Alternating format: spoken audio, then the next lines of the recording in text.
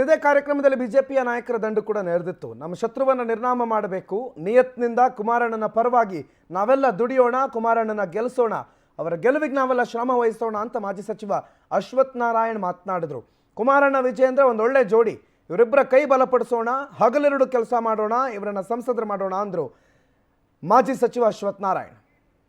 ಗತಕಾಲದ ವೈಭವವನ್ನ ಮಂಡ್ಯ ಅಂದ್ರೆ ನಮ್ಮ ಅಭಿಮಾನದ ಸಂಕೇತ.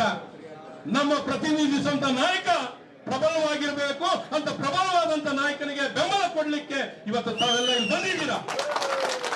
ಹಾಗಾಗಿ ಒಳ್ಳೆ ಸಂದೇಶ ಕೊಡಬೇಕು.